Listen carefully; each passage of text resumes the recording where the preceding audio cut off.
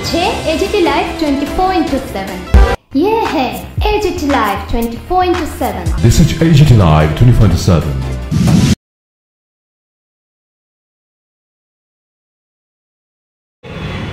সেখানে মধ্যদ্বীপ বলে একটা জায়গার সঙ্গে যোগাযোগ দায়িত্ব নিয়ে মানুষের পাশে থাকার চেষ্টা করি। এই এলাকার মানুষের ভেতর থেকে দপ্তর এই ব্রিজকে অতি সত্বর সম্পূর্ণ করে এই এলাকার মানুষের পক্ষে তাদের দৃষ্টি আকর্ষণ করব। আমরা লক্ষ্য করেছি এই ব্যস্ততম এই রাধানগর মোটর স্ট্যান্ড এলাকার মোটর শ্রমিক বন্ধুগণ, পথচারী প্রায় প্রত্যেক বাড়িতে জনগণের সাথে জনসংযোগ করার পর জনগণের তরফ থেকে উত্থাপিত এই এলাকার জ্বলন্ত দাবিগুলো নিয়ে এই সমস্যাগুলোর যাতে দ্রুত নিরসন হয়,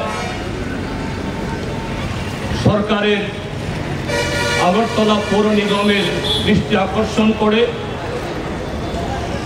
আজকে এখানে যে গণ অবস্থান সংগঠিত হচ্ছে, এই অবস্থান কর্মসূচির সাথী সভাপতি মণ্ডলীর করতে গেলে পরে কিছু লোক যারা এই সমস্ত অরাজকতা থেকে খোলা জলে যারা মাছ শিকার করেন, এরা তো নাখুশ হবে নেই।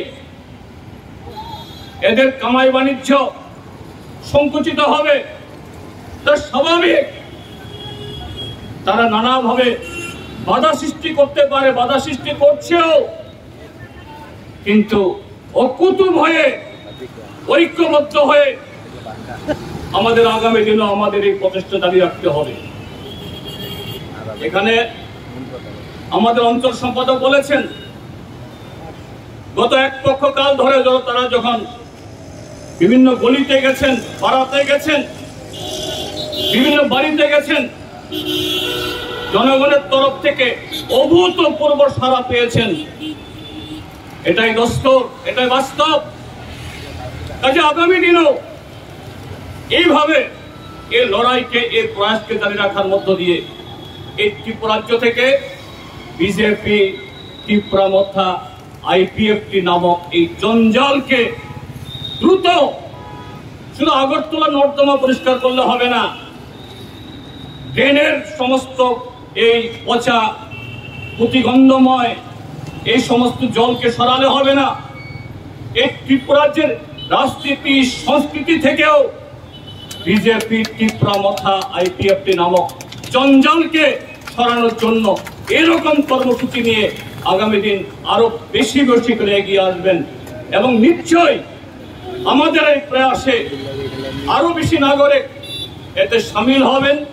যারা নানা কারণে গত 7.5 বছরে চুপ করে বসে আছে, ঘরে বসে আছে, ভয়ে ডরে, তারাও আগামী দিন আসবেন এবং তাদেরকে আসার জন্য আহ্বান জানিয়ে আমাদের এই কর্মসূচি এগিয়ে নিয়ে যেতে হবে। আমি আমার কথা বাড়াচ্ছি না, আমি আবারও 2-1 দিন লক্ষ নয় কোটি টাকা খরচ করে এই বিবেকানন্দ স্টেডিয়ামে সেখানে বেলাল্লাপনা না, শ্রেয়া ঘোষালকে এনে এখানে অনেক মানুষকে টেনেছেন, আমরা তার বিরোধিতা করছি না, এটাও দরকার আছে। কিন্তু যে মানুষকে করতে পারে, মানুষের মনকে তৈরি করতে পারে, প্রকৃত মানুষ তৈরি করার জন্য যে ধরনের সুস্থ সংস্কৃতি আছে, আজকে কি আছে? নেই। আজকে সেরকম কোনো কর্মসূচি রবীন্দ্র ভবনের টাউন হলে, সুকান্ত বা নজরুল কলাক্ষেত্রে দেখা যায় না।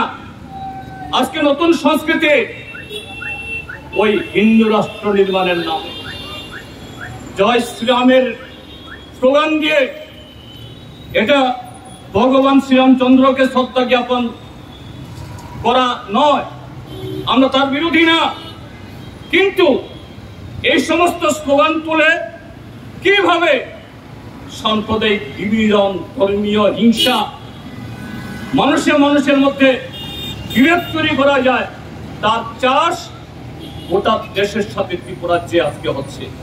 কেন এগুলো? কেননা ভারতীয় জনতা পার্টি RSS পরিচালিত সরকার কি কেন্দ্রে কি রাজ্যে, তাদের লক্ষ্য এই বিভাজনের রাজনীতির মধ্য দিয়ে তারা রাষ্ট্রের ক্ষমতা, রাজ্যের ক্ষমতা, নগরের ক্ষমতা, গ্রামের ক্ষমতা দখল করে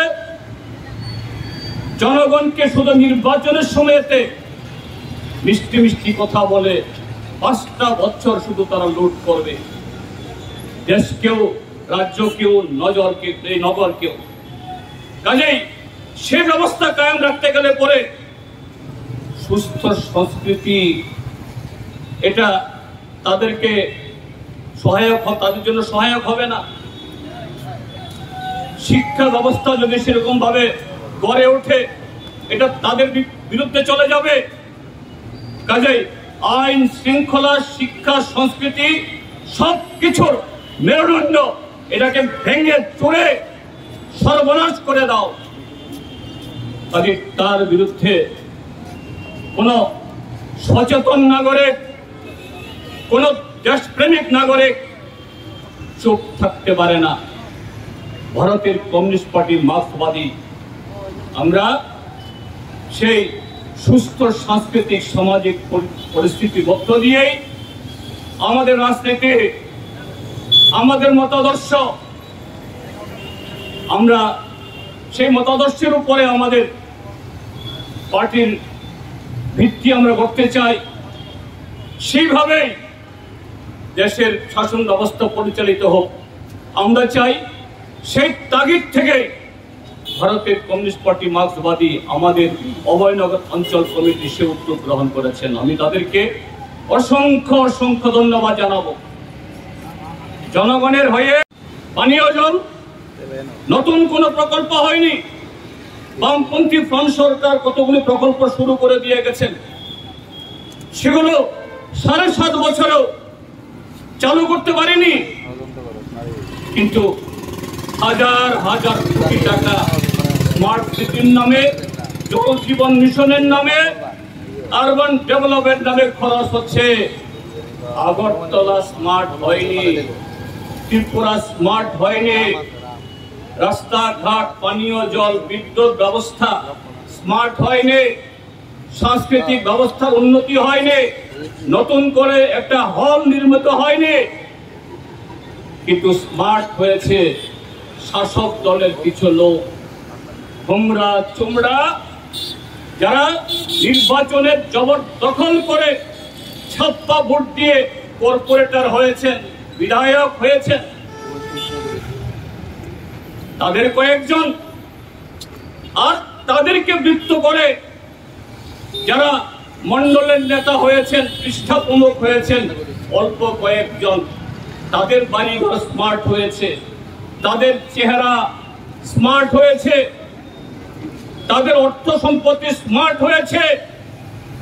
আর গোটা ত্রিপুরাজ্যের সাথে এই আগরতলা এখন নাগরিক পরিষেবা লাটে উঠে।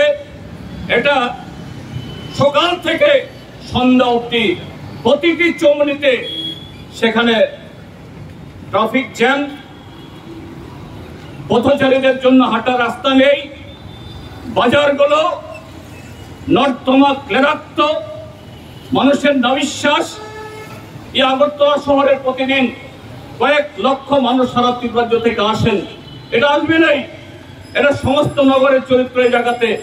তারা এখানে এসে কোনো অভিজ্ঞতা নিয়ে, ভালো অভিজ্ঞতা নিয়ে যেতে পারেন না। এই রাজধানী শহরে রাজ্যের বিভিন্ন প্রান্ত থেকে বা দেশের অন্য জায়গা থেকে রাজ্য সরকারের, কেন্দ্রীয় সরকারের বিভিন্ন দপ্তরে যারা চাকরি করেন, এদেরও সমপরিমাণ আজকে সেই অভিজ্ঞতা।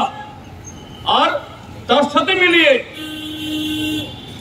শিক্ষা প্রতিষ্ঠানগুলোর চেহারা আপনারা দেখেছেন। কদিন আগে কলেজে ভর্তি নিয়ে কলেজের প্রিন্সিপাল এবং অন্যান্য অধ্যক্ষদের ঘরের ভেতরে ঢুকিয়ে থেকে তালাবদ্ধ করে দরজা লাথি মেরে একটা শিক্ষা প্রতিষ্ঠানকে শাসক দলের তথাকথিত দেবতুল্য কারিয়াকর্তারা যারা এইভাবেই স্মার্ট সিটির টাকায় যারা পুষ্ট হয়ে যাদের অর্থ সম্পত্তি বৈভব স্মার্ট হচ্ছে, আইন শৃঙ্খলা এবং শিক্ষার যে পবিত্রতাকে তারা আজকে ভুলুণ্ঠিত করছে।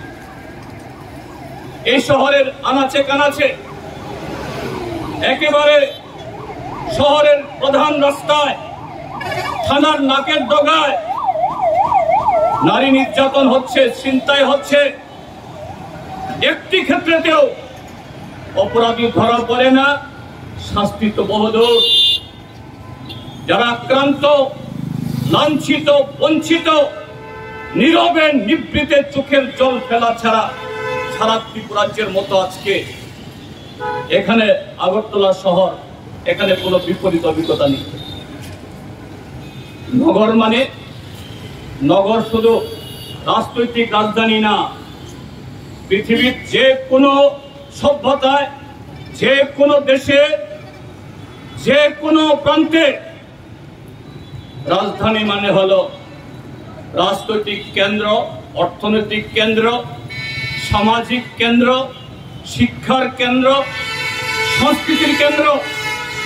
সংস্কৃতি শুধু বিনোদন না, সংস্কৃতি শুধু গান বাজনা না, সংস্কৃতি গোটা সভ্যতাকে, গোটা জাতিকে ঐক্যবদ্ধ করার, সুনাগরিক করার, নতুন প্রজন্মের সাথে অতীতকে পরিচয় করে দেওয়ার, ঐতিহ্য সংস্কৃতির সাথে একটা সেতু তৈরি করা সংস্কৃতি হলো তার মাধ্যম।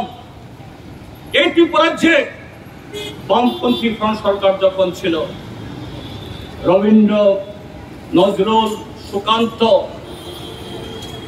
আরো নানা ধরনের জাতীয়, আন্তর্জাতিক বিভিন্ন ইস্যুকে কেন্দ্র করে শিশু থেকে বৃদ্ধ সমস্ত অংশের মানুষ, সেখানে আমাদের এই সামাজিক, ধর্মীয়, ভাষাগত নানা বৈচিত্র্যের মধ্যেও আগরতলা শহরগুলো মাতিয়ে থাকত।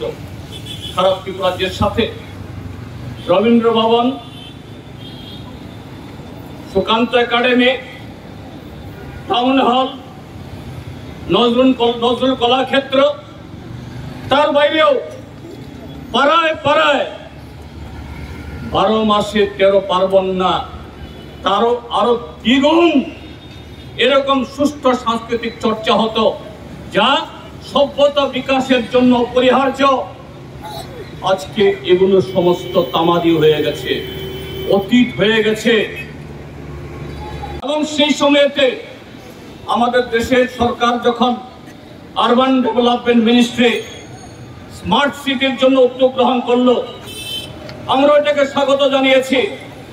এবং সেই স্মার্ট সিটিতে আগরতলার এই পরিকাঠামো উন্নয়নে যাতে আরো অনেক বিষয় সংযোজন করা যায়, এই উদ্যোগগুলো সেখানে শুরু হয়েছে, যেগুলো আরবান মিনিস্ট্রি থেকে অর্থ পাওয়া যায় না, এগুলো এডিবি থেকে, ওয়ার্ল্ড ব্যাংক থেকে ঋণ নিয়ে হলে করার জন্য উদ্যোগ শুরু করেছে। কিন্তু এর রূপায়ণ যখন শুরু হলো, এই রাজ্যের মধ্যে রাজনৈতিক পরিবর্তন হলো। মিথ্যা প্রতিশ্রুতি এবং আকাশ কুসুম এরকম নানা ধরনের স্বপ্ন দেখিয়ে 18 সালে এখানে কায়েম হলো ভারতীয় জনতা পার্টির নেতৃত্বে ত্রিপুরা মাথা, এখন এই আইপিএফ ত্রিপুরা মাথা জোট সরকার। তাদের কেন্দ্রীয় নেতৃত্ব দিল্লি থেকে প্রধানমন্ত্রী, স্বরাষ্ট্রমন্ত্রী, অর্থমন্ত্রী এসে এখানে যখন কোন নির্বাচন আসে, এরা প্রতিশ্রুতির ফুল জড়িয়ে এরা ছিটিয়ে দেন, অনেক স্বপ্ন দেখান সারা ত্রিপুরাজ্যের সাথে আগরতলা শহরকেও। এটা করা হবে, সেটা করা হবে, আগরতলাকে তিলোত্তমা করা হবে। কিন্তু আজকে লক্ষ্য করছি কি, রোদ চড়া, আমি খুব সময় নেব না, শুধু কয়েকটা বিষয় মিডিয়া এবং আগরতলা নাগরিকদের সামনে তুলে ধরব। বলা হয়েছে যারা কাটাখালের পারে, হাওড়ার পারে যারা থাকেন তাদেরকে পুনর্বাসন করার জন্য বামপন্থী ফ্রন্ট সরকারে আমাদের যে আখাউড়ার দিকে সেখানে জমি অধিগ্রহণ করে তাদের জন্য আবাসন তৈরি করা হবে। আমরা এরকম কিছু কিছু শুরু করেছি বিভিন্ন জায়গাতে। তখন কয়েকশো পরিবারকে সেখানে পুনর্বাসিত করাও হয়েছে। এখানে এসে নাম দিল লাইট হাউস। 1 বছরের মধ্যে 50 তলা বাড়ি হবে, হাজার হাজার এই বস্তিবাসীকে পুনর্বাসিত করা হবে। আমি আগরতলাবাসীকে আমি সুনির্বদ্ধ অনুরোধ করব, 1 বছর কেন, এই লাইট হাউস প্রকল্প শুরু হওয়ার আজকে প্রায় 4 বছর পেরিয়ে যাচ্ছে।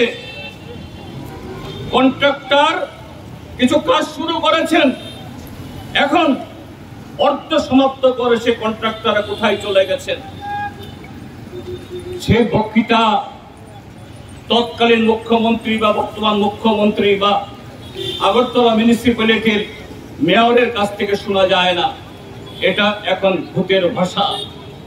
এবং সেখান থেকে যে কঙ্কাল সেখান থেকে বেরিয়েছে, শোনা যাচ্ছে এই লাইট হাউস তৈরি করার জন্য যারা বস্তিবাসী, যাদেরকে পুনর্বাসিত হওয়ার কথা, তাদের তো নাম নেই।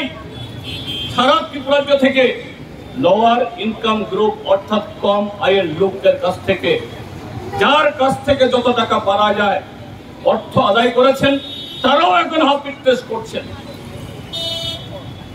2, আগরতলা শহরে আপনারা বলুন গত 7.5 বছরে নতুন একটা ব্রিজ হয়েছে কিনা, 1 ইঞ্চি এরকম উড়াল পুল হয়েছে কিনা, রাস্তা সম্প্রসারিত হয়েছে কিনা, বিদ্যুৎ পরিকাঠামো উন্নতি করার জন্য কোনো কাজ হাতে নেওয়া হয়েছে কিনা, কিচ্ছু হয়নি। আপনার এই রাধানগরের পাশেই লেক চুমনি বাজার, সে বাজারগুলোর জন্য স্মার্ট সিটিতে পরিকল্পনা ছিল, বহুতল বাজার হবে। যারা খোলা আকাশের নিচে ব্যবসা বাণিজ্য করছেন তাদের একটা স্থায়ী সেরকম ব্যবস্থা করা হবে। এটা না করে সেখানে যারা 40, 50, 60 বছর ধরে ব্যবসা করে আসছেন, জবরদস্তি করে রাতের অন্ধকারে বুলডোজার দিয়ে সারা দেশে বিজেপি সরকার যেরকম করছে, এখানেও সেই সংস্কৃতি নামিয়ে নিয়ে এসে এদের সর্বশান্ত করে দিয়েছেন। আর এদেরকে উচ্ছেদ করে নতুন নতুন লোকদের বসিয়ে এরা পকেটে কিছু পয়সা তারা ঢুকিয়েছেন। এই হলো smart city. New capital complex, এটাকে মাথায় রেখে আগরতলা পৌর নিগমের সীমানা বৃদ্ধি করা হয়েছে। গোটা আগরতলা শহরে এই নিগম এলাকাতে যেখানে নতুন গ্রাম, নতুন পাড়া যুক্ত হয়েছে, সেখানে কেন্দ্রের আরবান মিনিস্ট্রি থেকে বরাদ্দ সেরকম ভাবে না থাকলেও এবং সেখানে রাজ্যের অর্থনৈতিক ক্ষমতার মধ্যে সীমাবদ্ধ থাকলেও বামপন্থী ফ্রন্ট সরকার সুদূর প্রসারী দৃষ্টিভঙ্গি নিয়ে Asian development bank, world bank, এই সমস্ত অর্থনৈতিক প্রতিষ্ঠান থেকে সেখানে লাভজনক শর্তে এই আগরতলা শহরে যোগাযোগ ব্যবস্থা, বিদ্যুৎ ব্যবস্থা, বিশুদ্ধ পানীয় জল, পয় প্রণালী, শিক্ষা ব্যবস্থা, স্বাস্থ্য ব্যবস্থা এবং তার সাথে তাল মিলিয়ে কিভাবে শিক্ষা, সংস্কৃতি সব দিক থেকে খেলাধুলা তার বিকাশ ঘটানো যায়, আজকে তা করেছে। এবং সেই পরিকল্পনা থেকে সেই পুলিশ লাইন থেকে ফায়ার সার্ভিস চৌমনি অব্দি ফ্লাইওভার এখানে কাটাখালের উপরে দ্বিতীয় সেতু, হাওড়ার উপরে দ্বিতীয় সেতু এবং কাটাখাল আর অন্যদিকে হাওড়ার উপরে আরো অনেকগুলো সেতু, আগরতলা শহরের বিদ্যুৎ ব্যবস্থার উন্নতিকরণ এবং বিশুদ্ধ জল সরবরাহের জন্য আগরতলার বিভিন্ন প্রান্তে নদী থেকে